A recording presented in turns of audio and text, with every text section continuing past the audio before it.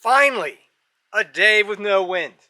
Ever since I got the DJI Neo, it's been crazy windy. So we're going to try this out. I'm going to use the smartphone app on a Pixel 7. Supposedly, it only supports Pixel 8 and above on the Android side, all of sorts of Apple connections. I'm also going to test this magnet connector for my Action 4 Pro camera. So I'm in manual mode. I'm going to hit the record button, hold it about here, and take off. And the whole idea here is to test this out in manual mode, which is the easiest mode to start from. I've had a couple flights now, and the controls are very slow, very methodical. If you're a new quadcopter pilot, this is probably, well, I'm going to bring it down.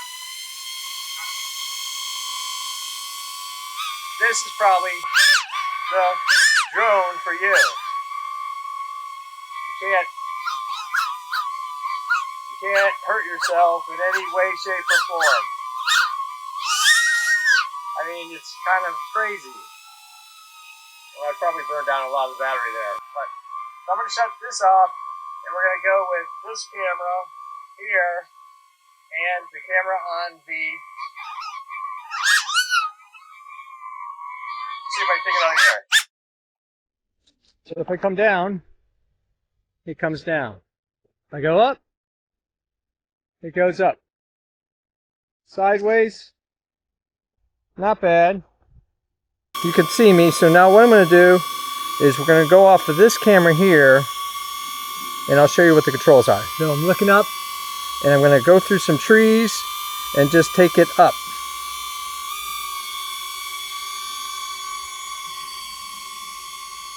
And it's not going up very fast at all. You can see it's going through the trees.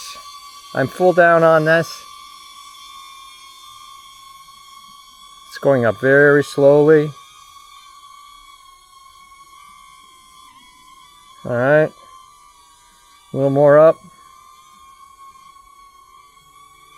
Now we'll do I'm thinking it's about,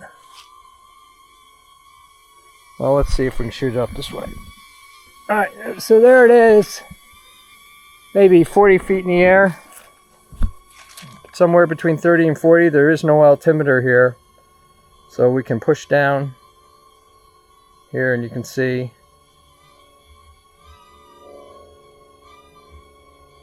me here. That's all the way down.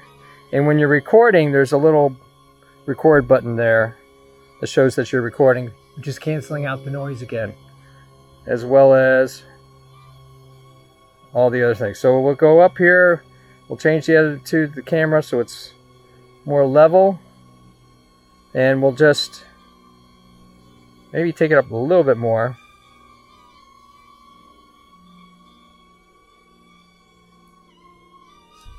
Okay, just above the house. Now we'll just rotate it around so you can see kind of what's going on.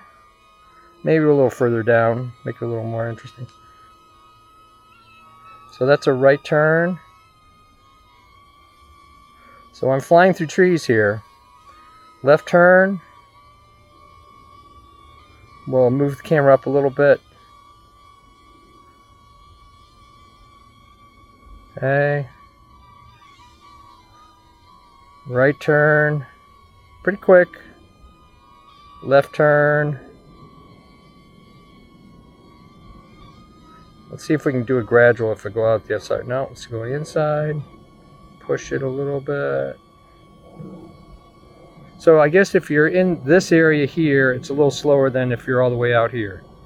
So you're all the way out here, it goes fast. Let's see. Now it's pretty much one way.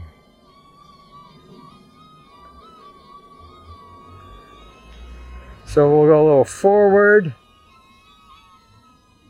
A little back, a little forward.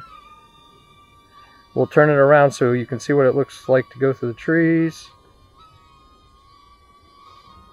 And just come down through and bring it down.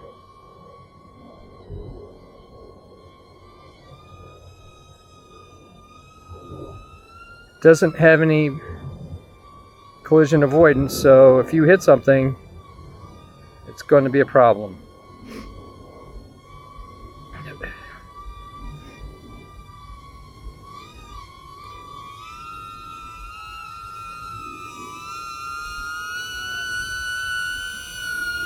Alright, there we are. So we're going to do a little back and forth here, to the right, to the left, forward. Let's get a little more to the left, a little more right, forward. Whoa, that's a little too exciting. All the way back. Alright, so let's see if we can change mode. Whoop, right over the trees here. Let's see if we can change modes. And go for manual. Now I guess you have to stop it. So we'll bring it back, we'll land it, and change modes. Landing. Okay. So that worked out pretty good. Let's see if we can keep going here. You can see I got 2 bars left and a red flashing light, which I think means it's on. Fly in well lit, textured environments. Yeah, I hear you. If you cover up the camera, it's going to tell you that. The long and the short of it is, I've done several flights with the phone app. This is a Pixel 7. It was kind of a pain to get it set up, but it's working fairly well. It's not aggressive. The software, when you record it, basically it helps you out and it cancels out the noise, which is kind of nice. And the quality of the microphone just using the phone is pretty good for most people. For audio files may not be enough. For this, you can see that it bends down a little bit. Not real happy with that. I guess if you go like here, it's a little less of an issue, but then you can't see what you're filming. This got mixed thoughts about it. It's a lot more comfortable than the full strap shoulder harness system that you can use, and it doesn't pop off. First impressions of the Neo for beginners, or even I have a Mini 4 Pro and I'm really liking it a lot. It's loud, but the software cancels it out as long as you're recording on the phone. Usability, real simple. On the phone app, controlling it, very gradual on the controls. Nothing goes too fast. If you're a beginner, you can appreciate that. If you're maneuvering this through confined spaces, also very helpful. I do have an RC2 controller, and in future tests I'm going to use that to control this and see how much difference it is, whether I can nimble it up a little bit. For $200, using the smartphone app, very doable once you figure out the smartphone app and get it going. As far as the app itself, installing it, I would say out of a 5-star, it's a 2-star.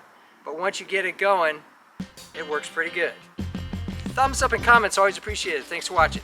If you're interested in all sorts of quadcopter thoughts and ideas, making and breaking things, designs of all kinds, home repairs, I even do costumes, cosplay, and props. Check out my channel and please subscribe, because you never know what kind of quadcopter or technology things you're gonna see.